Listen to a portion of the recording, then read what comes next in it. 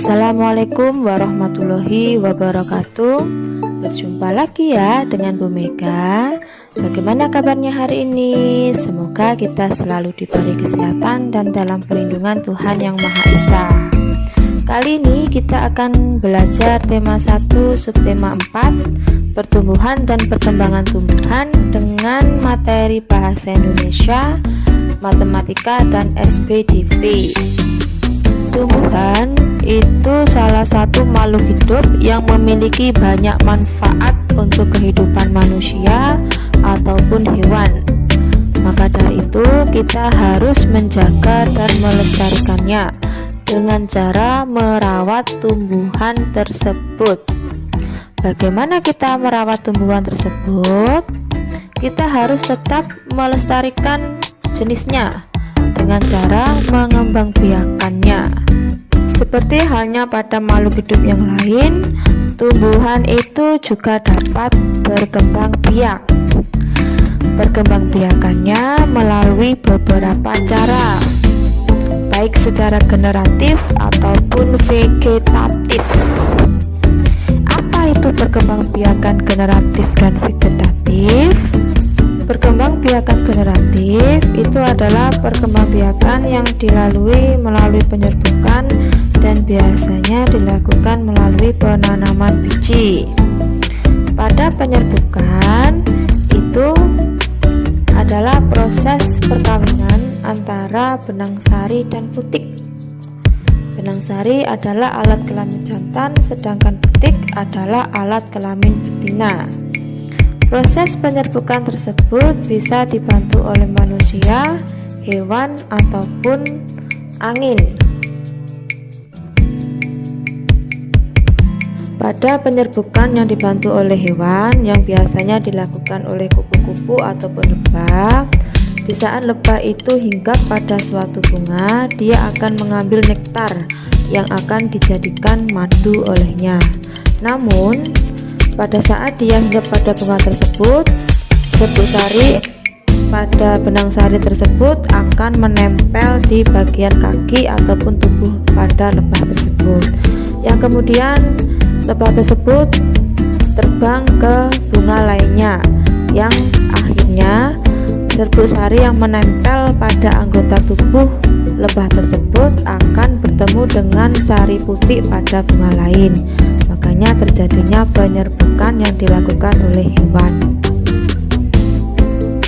Bunga yang telah mengalami penyerbukan nantinya akan menjadi bakal buah, dan bakal buah ini akan dilindungi dan dibungkus oleh daging buah. Dan inilah proses berubahnya bunga menjadi bakal buah. Buah tersebut yang nantinya akan kita makan, dan di dalam buah tersebut ada biji yang bisa kita tanam untuk menjadi tumbuhan baru lagi. Sedangkan perkembangbiakan vegetatif adalah perkembangbiakan tanpa adanya perkawinan. Jadi untuk tanaman-tanaman pada perkembangbiakan vegetatif itu tidak memiliki benang sari ataupun putik, sehingga tidak terjadi proses perkawinan atau penyerbukan pada tanaman tersebut. Biasanya perkembangbiakan vegetatif bisa melalui akar tinggal, stek batang, cangkok, okulasi sambung, dan sebagainya. Dan perkembangbiakan vegetatif itu biasanya yang ditanam adalah bagian tubuh induknya.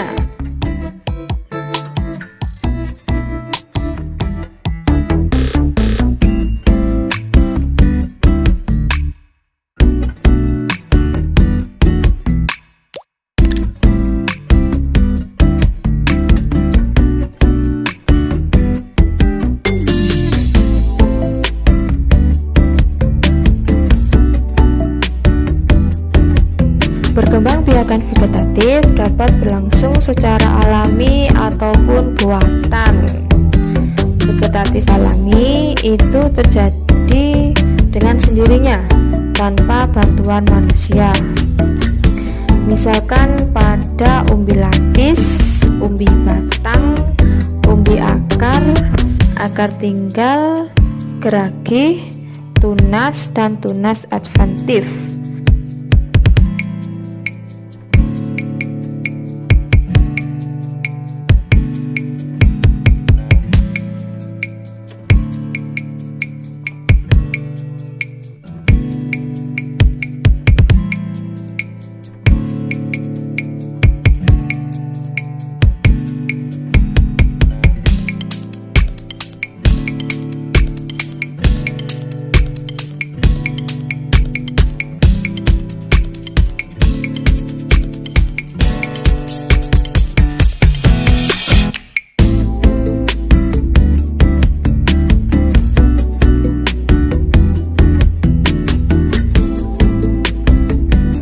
Sedangkan vegetatif buatan itu perkembangbiakannya dibantu oleh manusia.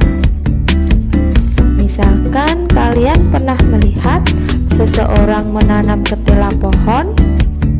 Nah, saat menanam ketela tersebut, batangnya itu akan dijadikan beberapa bagian. Dari batang-batang tersebut kemudian ditanamlah ketela tersebut. Itu dinamakan dengan stek batang, atau juga dengan cara cangkok, okulasi atau menempel, dan ataupun menyambung.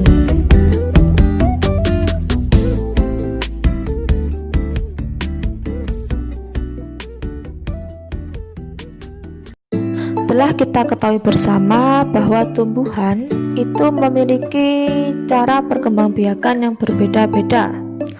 Namun tidak hanya perkembangbiakannya, tumbuhan itu juga memiliki jenis, warna, daun, biji yang berbeda pula. Dari daun dan biji tumbuhan tersebut kita bisa manfaatkan untuk membuat sebuah karya seni dengan cara mozaik. Apa itu mozaik? Mozaik itu adalah gambar yang dibuat dengan cara menempelkan biji-bijian ataupun daun-daunan atau kertas, batu-batuan, kain, benang, dan sebagainya untuk membentuk suatu karya yang indah.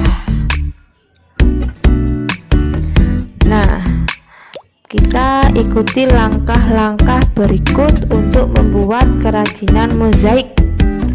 Sebelumnya kita harus menyiapkan beberapa helai daun kering atau biji-bijian, dan robot daun-daun tersebut menggunakan tangan atau gunting. Kemudian tempelkan potongan daun tersebut pada gambar yang sudah kita buat ya. Namun tidak hanya daun, kita juga bisa memanfaatkan biji-bijian untuk membuat karya mozaik. Berikut adalah contoh-contoh dari hasil kerajinan mozaik.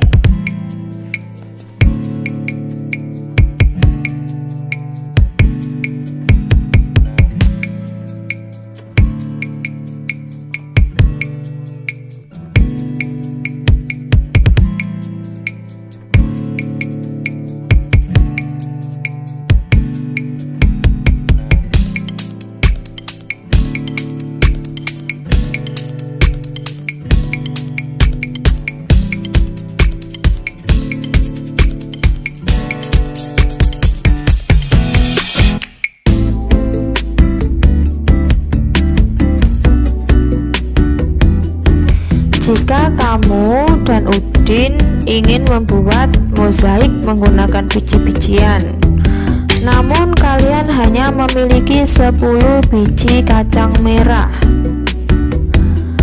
berarti berapa banyak biji kacang merah yang diterima masing-masing dari kalian ya? Dari pernyataan tersebut kita bisa lakukan penyelesaian menggunakan operasi hitung pembagian. baik dengan cara pengurangan berulang ataupun dengan cara bersusun pendek.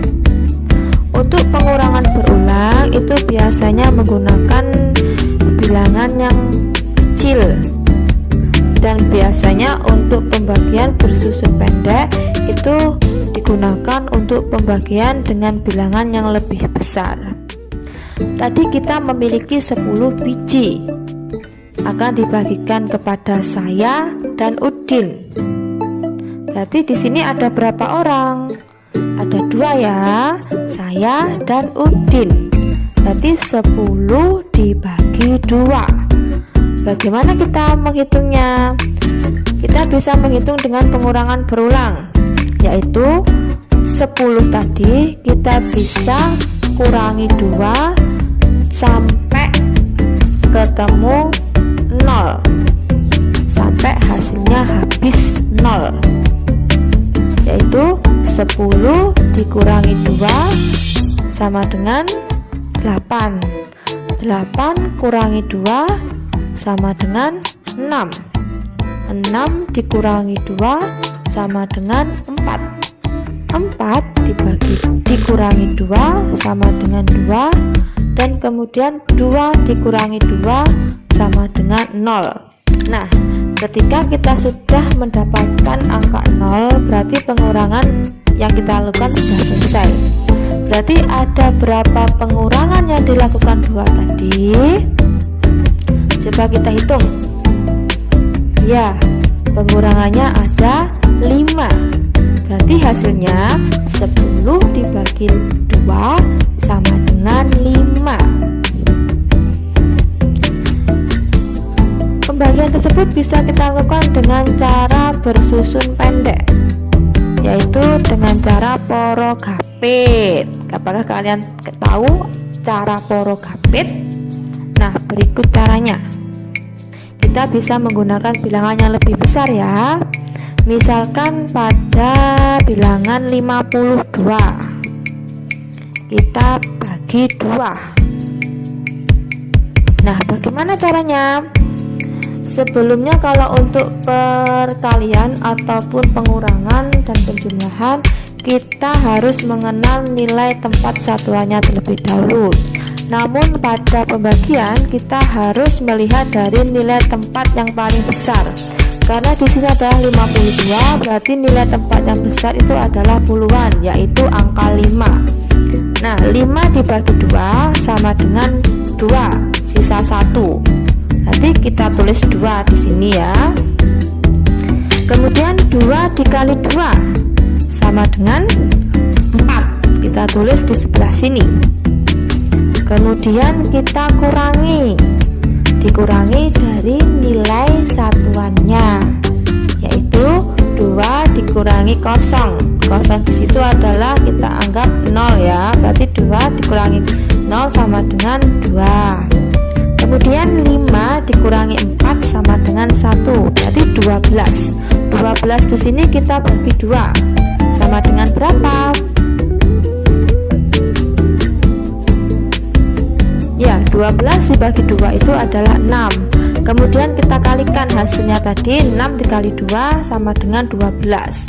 Kita kurangi lagi, hasilnya 0, berarti tidak bisa kita bagi. Berarti hasilnya 52 dibagi 2 itu adalah 26. Anak-anak harus banyak-banyak berlatih ya soal pembagian ini. Baiklah anak-anak, demikianlah pembelajaran kita hari ini. Semoga apa yang kita pelajari menjadi manfaat untuk kita, dan selamat belajar. Wassalamualaikum warahmatullahi wabarakatuh.